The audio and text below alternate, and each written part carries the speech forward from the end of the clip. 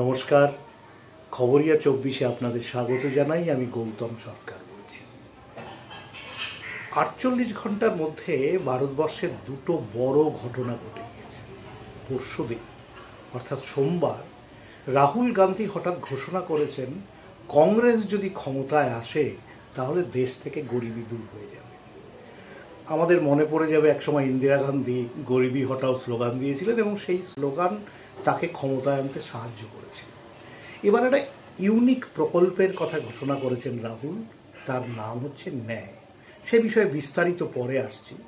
ঠিক তার সেই ঘটনার ন্যায় প্রকল্প ঘোষণার 48 ঘন্টার মধ্যে আজকে বুধবার প্রধানমন্ত্রী নরেন্দ্র মোদী ঘোষণা করলেন যে ভারতবর্ষ একটা বিরাট কাজ করে ফেলেছে। সেই কাজটা কি?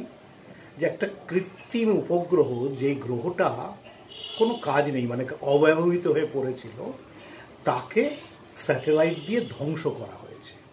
এবং এই স্যাটেলাইট দিয়ে এই কৃত্রিম উপগ্রহটা ধ্বংসের ফলে আন্তর্জাতিক ক্ষেত্রে মহাকাশ গবেষণায় ভারতবর্ষ একটা যুগান্তকারী পদক্ষেপ করল।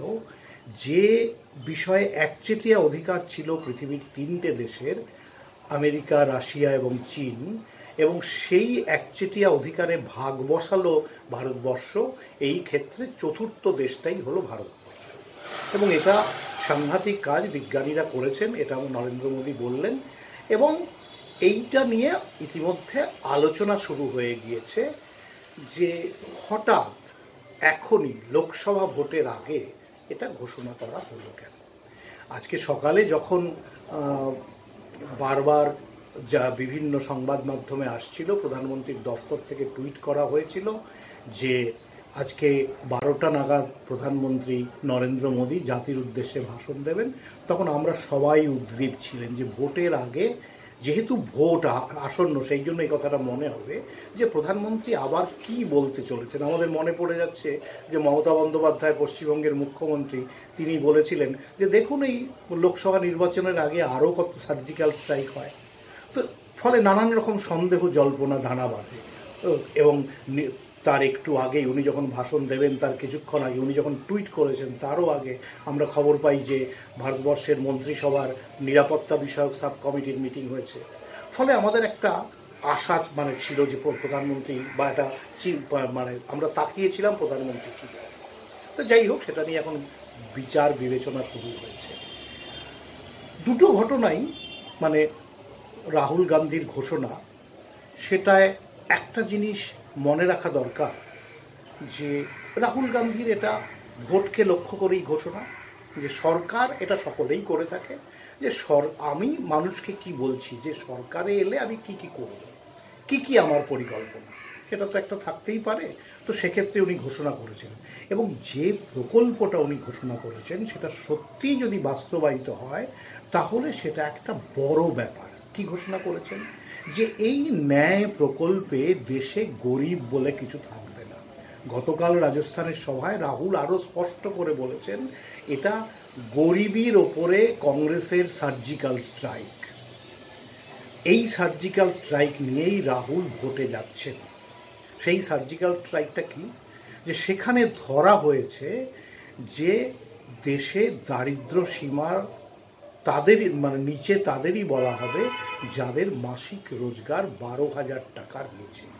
12,000 টাকাকে একটা লাইন ধরা হয়েছে, এবং যাদের রোজগার 12,000 টাকার নিচে হবে, কংগ্রেস ক্ষমতায় এলে তাদের ব্যাংক অ্যাকাউন্টে প্রতি মাসে টাকা দেওয়া হবে।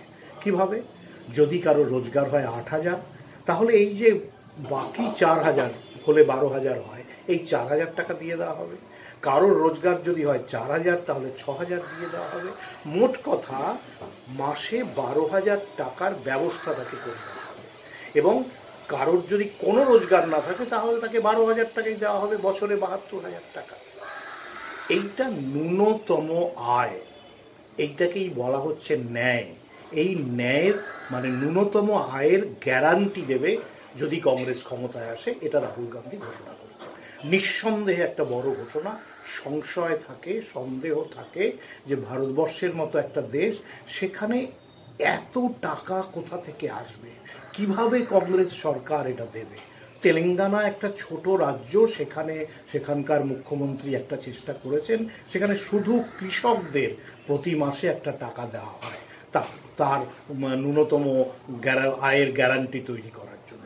কিন্তু গোটা দেশের ক্ষেত্রে কোটি কোটি মানুষ যারা দারিদ্র্য সীমার নিচে আছেন, তাদের এই বিপুল পরিমাণ টাকা দেওয়া কতটা যুক্তিযুক্ত, কতটা পারা সম্ভব, সেটা নিয়ে প্রশ্ন আসে।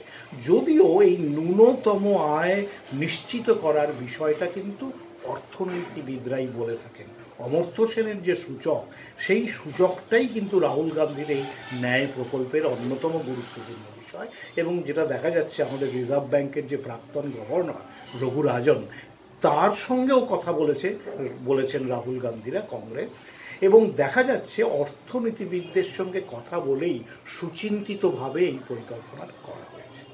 নিঃসন্দেহে সার্জিক্যাল স্ট্রাইক, বিজেপি এটা সমালোচনা করেছে, বলেছে কংগ্রেস গরিবদেরই শেষ করে দিতে চায়, গরিবই হটানো দূরের কথা, তার চাইতে বরং রাহুল গান্ধী যে ঘোষণাগুলো করেছেন তার চাইতে মোদী সরকারের আমলে যে প্রকল্প আছে তাতে মানুষ অনেক বেশি উপকৃত হচ্ছেন, এইটা হচ্ছে বিজেপির বক্তব্য। কিন্তু দেখা যাচ্ছে বিজেপির সেই বক্তব্যের চাইতেও রাহুলের এই ন্যায় প্রকল্প অনেক বেশি মানুষের কাছে গ্রহণযোগ্য মনে হচ্ছে। 48 ঘন্টা পরে প্রধানমন্ত্রী নরেন্দ্র মোদী আজকে ঘোষণা করে দিলেন যে আমরা পৃথিবীতে মহাকাশ গবেষণার ক্ষেত্রে, হিন্দিতে বললে অন্তরিক্ষ মে, আমরা একটা সুপার পাওয়ার হয়ে গেছি। আমরা ইচ্ছে করলেই একটা কৃত্রিম উপগ্রহকে নামিয়ে ফেলতে পারি।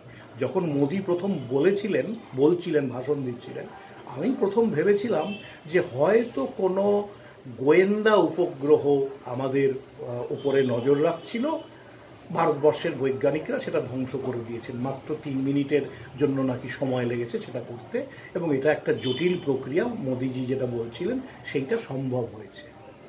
কিন্তু পরে দেখা গেল যে না, ওটা ভারতবর্ষেরই কৃত্রিম উপগ্রহ এবং সেটা কোনো কাজে লাগে না, সেটাকে ধ্বংস করে দেওয়া হয়েছে। তো এবং সেটা প্রশ্নটা উঠেছে এখানেই যে হঠাৎ, মানে এটা ভোটের আগে বলেই প্রশ্নটা উঠছে, না হলে হয়তো উঠতো না, যে ভোটের আগেই হঠাৎ কেন এই প্রকল্পটা বা এই বিষয়টা করা হলো। যদিও এটা নিয়ে মানে কথা হতেই পারে যে এটা তো বিজ্ঞান এবং গবেষণা, সেগুলো তো নিরন্তর প্রয়াস, সেই নিরন্তর প্রয়াসকে আর ভোটের তো আটকা করে, সেই নিরন্তর প্রয়াস চালাতে চালাতে এটা হয়ে গেছে। একটা প্রশ্ন আসে যে এই ধরনের ক্ষেত্রে যখন এই মহাকাশ সম্পর্কিত বিষয় আসে, এর আগে আমরা উপগ্রহ যখন পাঠানো হয়েছে বিভিন্ন সময়, তখনও দেখেছি নাসার বিজ্ঞানীরা, নাসার অধিকর্তা বা তারা সাংবাদিক বৈঠক করেন, তারা জানান, কেন্দ্রীয় মন্ত্রিসভায় প্রতিরক্ষা মন্ত্রী রয়েছেন, বিজ্ঞান বিষয়ক দপ্তর আছে, তারা বিষয়টা জানান।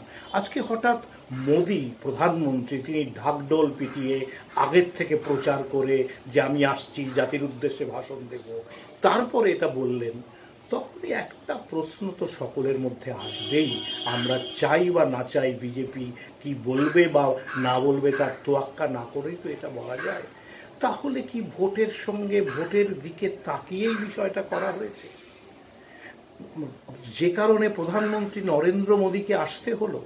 এবং এই সন্দেহটা আরও বেশি গাঢ় হয় যখন এই প্রধানমন্ত্রী ভাষণের 1 ঘন্টার মধ্যে আমাদের দেশের কেন্দ্রীয় সড়ক পরিবহন মন্ত্রী নীতিন গডকরি, যিনি যথেষ্ট ক্ষমতাশালী, যাকে প্রধানমন্ত্রী পদপ্রার্থী হিসেবেও বিবেচনার মধ্যে আসে এবং যিনি সংঘ ঘনিষ্ঠ, আরএসএসের ঘনিষ্ঠ, তিনি বললেন যে বৈজ্ঞানিকদের আমরা বাধাই জানাই, ধন্যবাদ জানাই, এত বড় একটা কাজ করেছেন এবং নরেন্দ্র মোদীর নেতৃত্বে এই জিনিস হচ্ছে। তো স্বভাবত এই প্রশ্ন আসে, গবেষণা কি নরেন্দ্র মোদীর নেতৃত্বে হচ্ছে? নরেন্দ্র মোদী গবেষণা বৈজ্ঞানিকরা করেন, তত্ত্বাবধান বৈজ্ঞানিকরাই করেন। সরকার কি করে? সরকার তাদের সাহায্য করে, সরকার তাদের ফান্ড দেয়, অর্থ দেয়, গবেষণার পরিকাঠামো করে দেয়। কিন্তু যদি কেউ বলে যে মোদিজির নেতৃত্বে সব হচ্ছে, স্বভাবতই প্রশ্ন আসে, তাহলে কি লক্ষ্য ভোট? তাহলে কি রাহুল গান্ধীর ন্যায় প্রকল্পের মোকাবিলায় কৃত্রিম উপগ্রহ, একটা অকেজো কৃত্রিম উপগ্রহকে ধ্বংস করার বিষয়টাকে সামনে আনা? এই প্রশ্ন কিন্তু এখন সামনে এসেছে, এটা নিয়ে আলোচনা চলবে। মাত্র ঘটনাটি ঘটেছে, এখনও ঠিক মতামত দেওয়ার জায়গায় আসেনি। এর মধ্যে আমি শুনলাম বিজ্ঞানী বিকাশ সিনহা বলেছেন যে এটা নিঃসন্দেহে একটা বড় কাজ, কিন্তু মহাকাশ গবেষণার ক্ষেত্রে একটা যুগান্তকারী কিছু ঘটে গেছে, এটা ভাবার কোনো কারণ নেই। ফলে সেইটাকেই এইভাবে ঢাকঢোল পিটিয়ে প্রচার করা, সেটার মধ্যে একটা সন্দেহের জায়গা থাকেই। যেমন সন্দেহের জায়গা থাকে রাহুল গান্ধীর ন্যায় প্রকল্প নিয়ে, যে তিনি এত কথা বলছেন, ন্যায় প্রকল্পে সার্জিক্যাল স্ট্রাইক বলছেন, কিন্তু একবারও বলছেন না এই যে দেশের কোটি কোটি লোককে তাদের 12,000 টাকা মাসিক রোজগার সুনিশ্চিত করার জন্য যে কোটি কোটি, কয়েক হাজার কোটি টাকা দরকার হবে, সেই টাকা কংগ্রেস ক্ষমতা এলে কোথা থেকে আনবে? তাহলে কি ঋণ করবে? দেশকে কি আবার ঋণের জালে নিয়ে যাবে? কিভাবে আসবে? সেই ব্যাখ্যাটাও কিন্তু মানুষ জানতে চায়। যদি মানুষ এটা জানতে না পারেন, তাহলে কি সন্দেহটা থাকবেই যে সবই কি তাহলে ভোটের দিকে তাকিয়ে প্রতিশ্রুতি, এবং সেই প্রতিশ্রুতি কি ভোটের পরে আর কার্যকর হবে না? সেই সন্দেহটা থেকে যায়। সেই সন্দেহ বা যে এই যে ন্যায় প্রকল্প বনাম কৃত্রিম উপগ্রহ ধ্বংস, এই যে জায়গাটা তৈরি হলো, সেইটা নিয়ে আগামী দিনে আবার আমরা আলোচনা করব, আমরা বিচার করব।